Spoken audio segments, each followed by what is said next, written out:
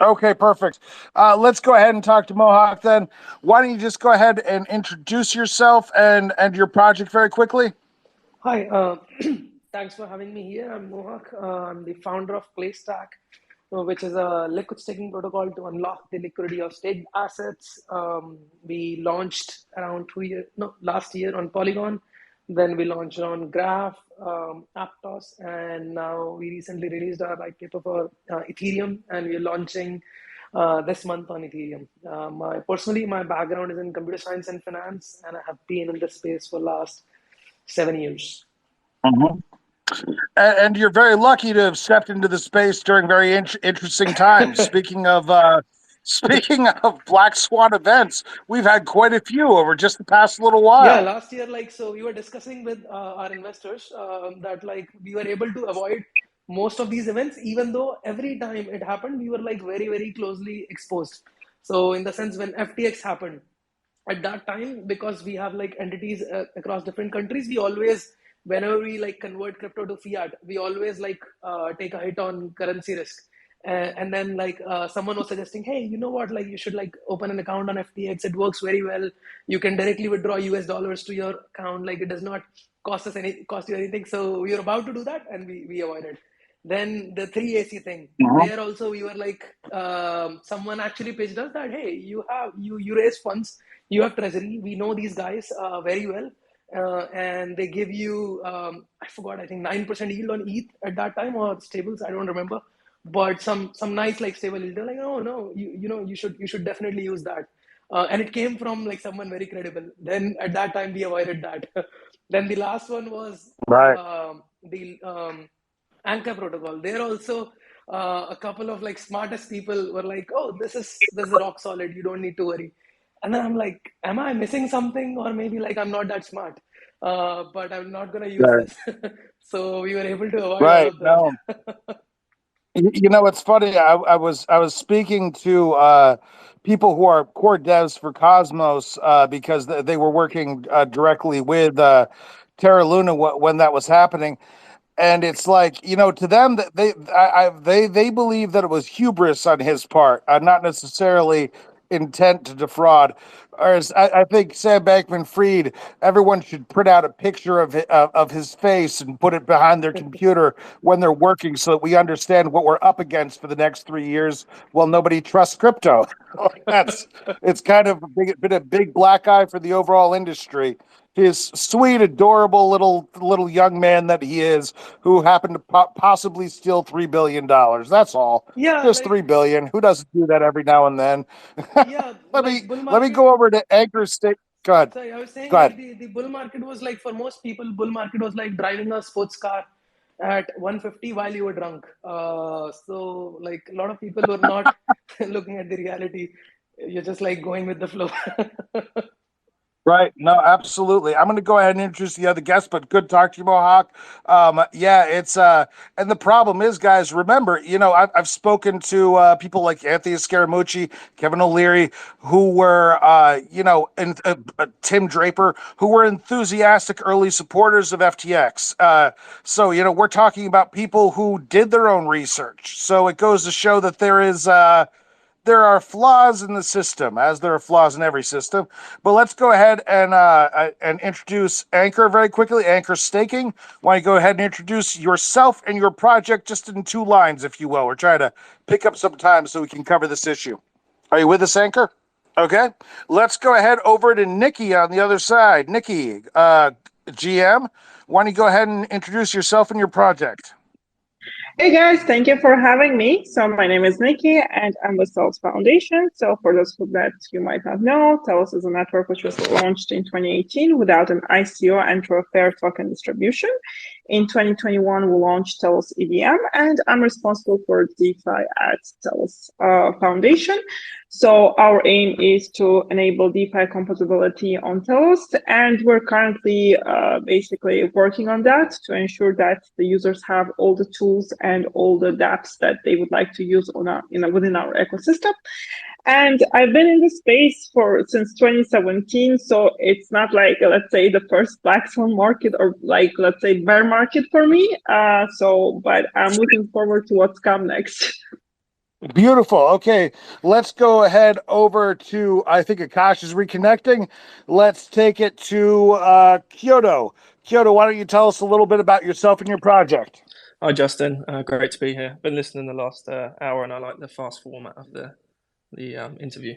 So, look, It's fun. It's a little dizzying. it's a good overview. It's a good overview, and there's been a good spread. So, I'll introduce Kyoto, and I'll try and keep it brief because I'm mindful of time.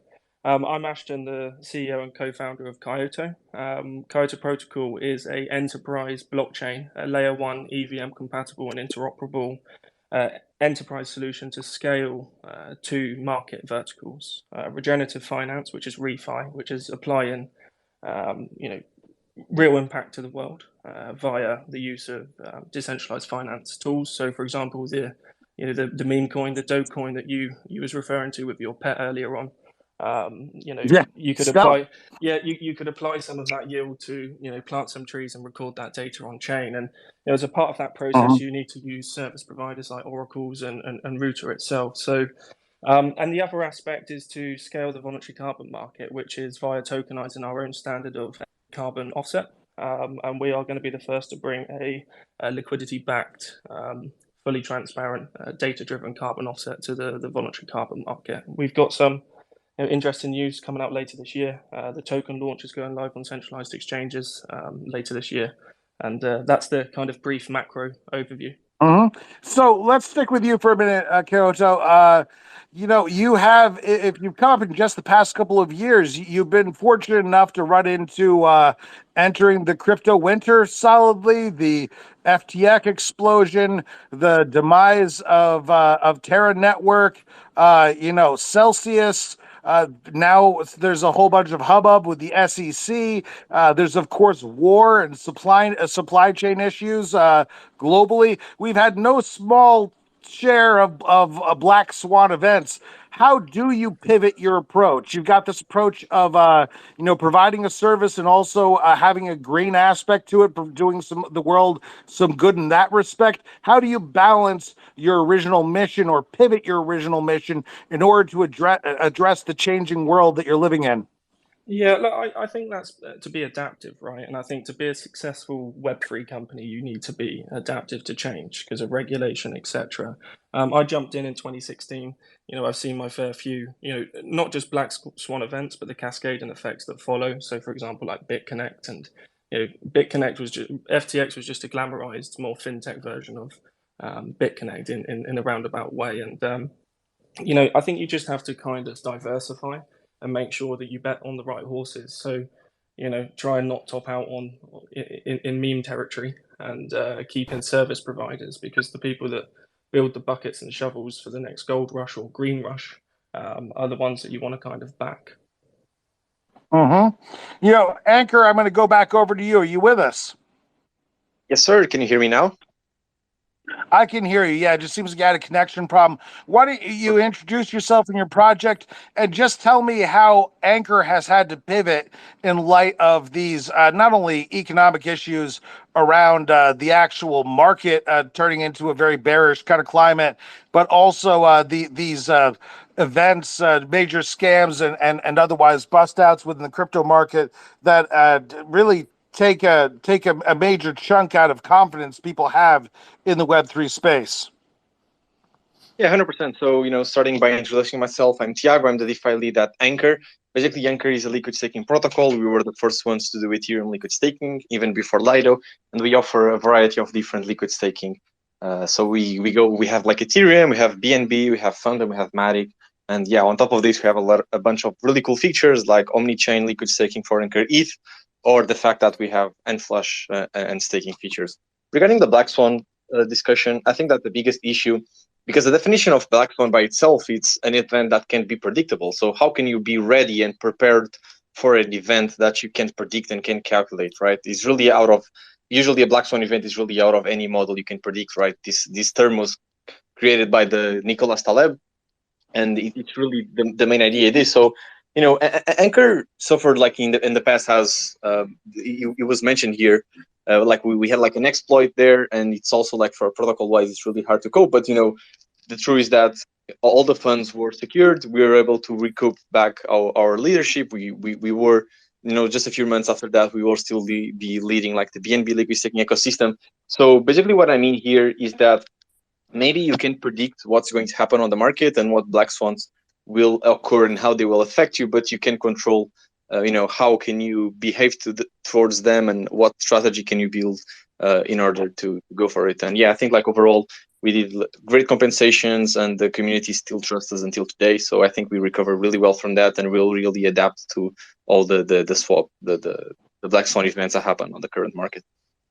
Beautiful. We're also going over to Michael from Velvet Capital. Michael, how do we restore, a customer confidence after this? I mean, or investor confidence.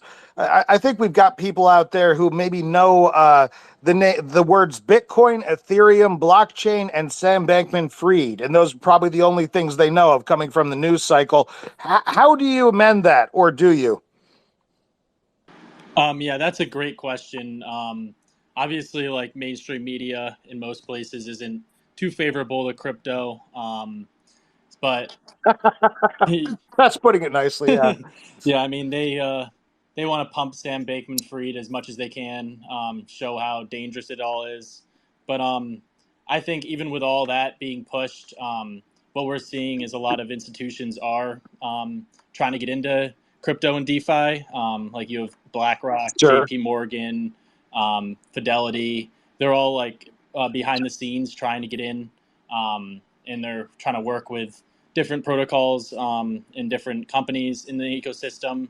So I think once they're in, it's going to bring a newfound confidence as when you have these major asset managers who are bringing crypto allocations in, they're kind of bringing the market up. I think that you'll see more people feel more comfortable getting into crypto and DeFi when they see a name like a BlackRock or a Vanguard or Fidelity being that name that's in there. Obviously, we have a long way to go, and a lot of them are just working on Bitcoin spot ETFs, which aren't exactly DeFi. They're still holding custody for it themselves, and it's just a simple way for a lot of like boomers in the world to kind of get into retirement funds and crypto allocation. Sure. Sure. What do you think, Akash? They are working on those spot ETFs, and it looks like the U.S. government might benevolently allow them to do that in some way or another. Why don't you go ahead and introduce yourself quickly and let me know what you think in terms of sorting out the mess that we've kind of been on over the past 2 years. Akash, go ahead. Can you hear us? Okay. Can't hear you right now. I might want to check your connection. Let's go back over to Mohak. How are you pivoting to be able to adjust all these events that happen? I don't know if you're like me, but I am surrounded by people, in my day-to-day life who either are somewhere between apathetic and bored to directly hostile to Web3. And then here we have, various boogeymen like SBF out there to, fulfill their every anxiety about what's going on in the space. How do we address that, man? I think one thing which we have to really be truthful to ourselves is that no matter how much we go on and say that billion users are coming in crypto, currently it's like the best use case of crypto right now is speculation, and right now it's a global casino. And no matter how much we avoid this, it's like that use case is not going away. And what that use case also brings is like all these events, anxiety, happiness, I don't know, like all these bursts of emotions. On the product side, for example, so for us, the good thing that has happened after all this like turmoil is that a lot of protocols in the last year, like they just relied on one thing, that was governance subsidy.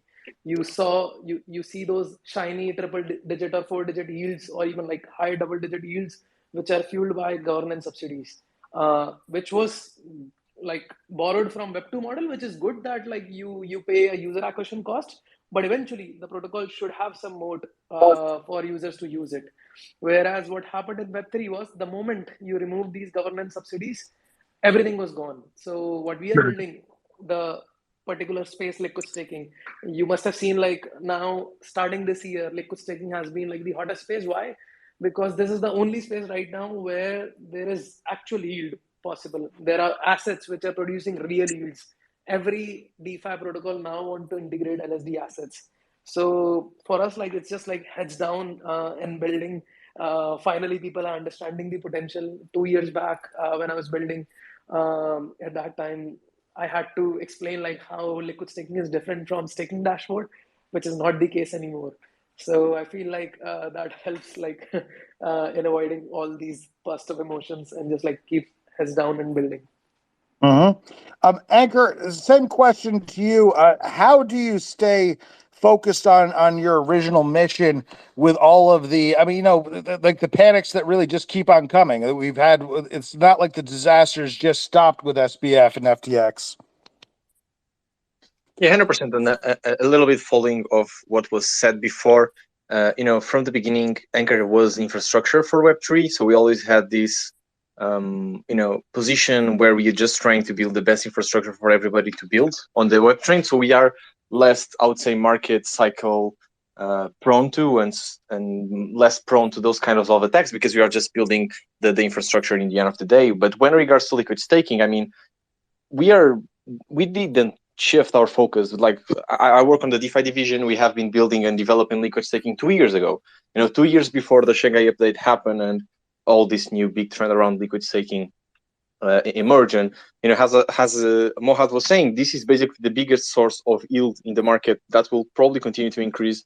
And therefore, as long as we have Ethereum, we are going to be here and building these kinds of products that as well help further decentralize the node operation of Ethereum.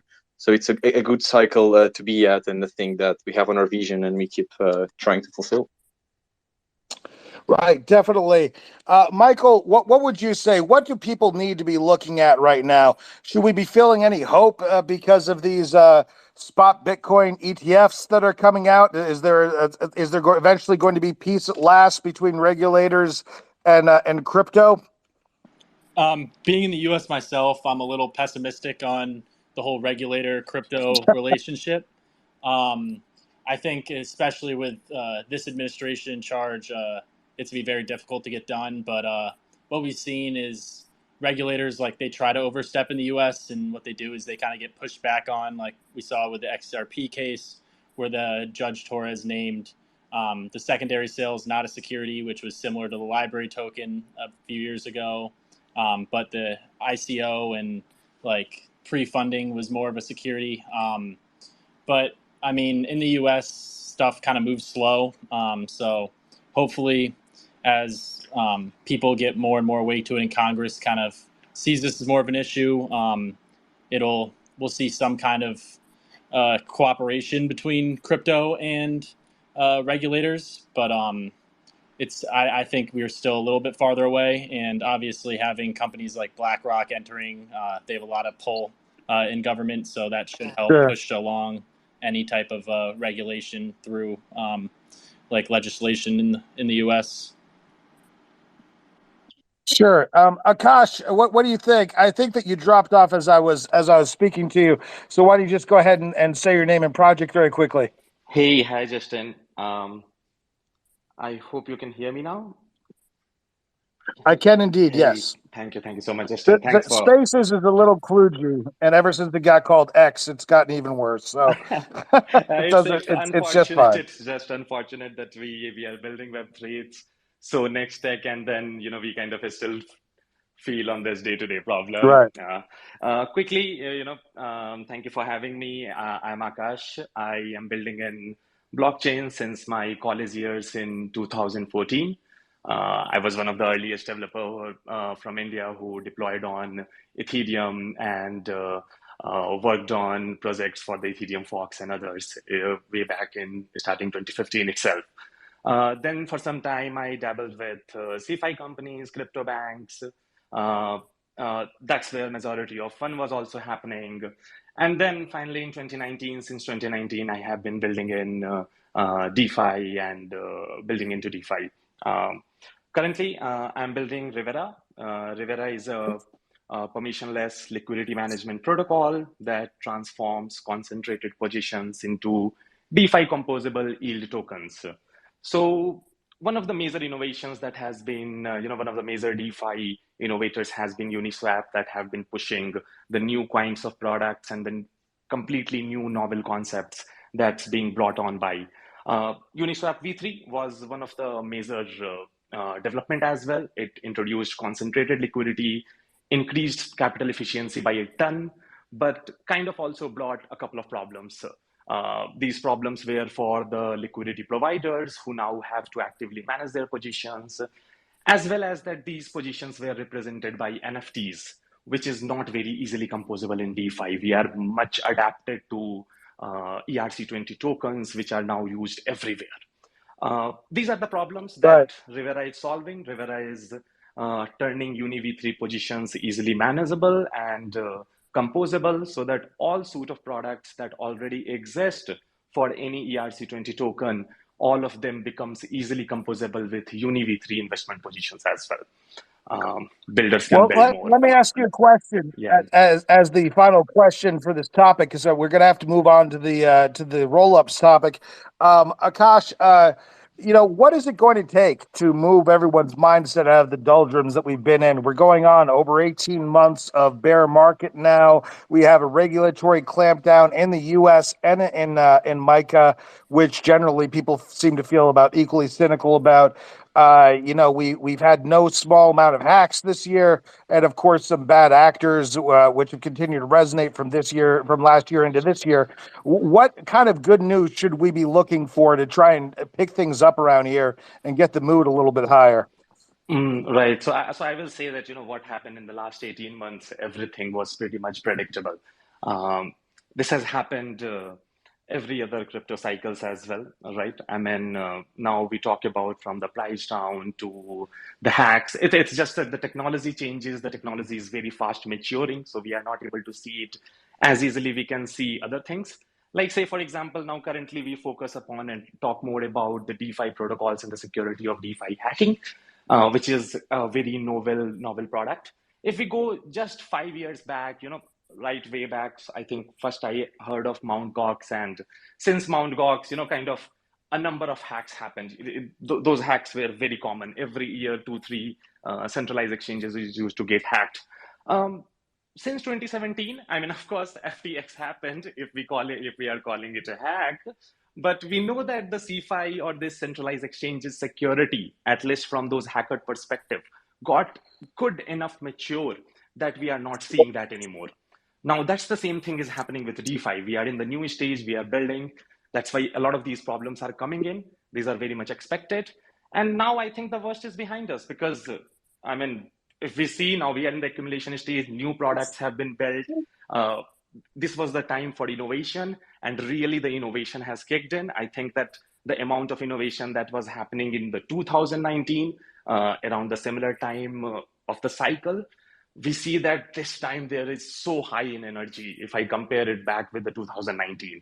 And I think the worst is behind us. Now, all the protocols are coming up who have innovated in the last 18 months. So we are launching, new products have been built, new customers are now coming, and things have started turning to better now, I think. Well, I hope so. I hope that we're moving on the right direction. Guys, we're going to go ahead and get on the last panel. By the way, follow all these people who have been coming on. They've been dropping a lot of knowledge here. If you want more information on Web3 in your Twitter timeline, or X timeline if you want. Honestly, I'm just going to wait until Elon doesn't own it anymore so I can just avoid the whole part where I might have to call it X, because that's so annoying. But if you want to, you're doom scrolling X. If you want more Web3 information in there, follow these folks that we can do that.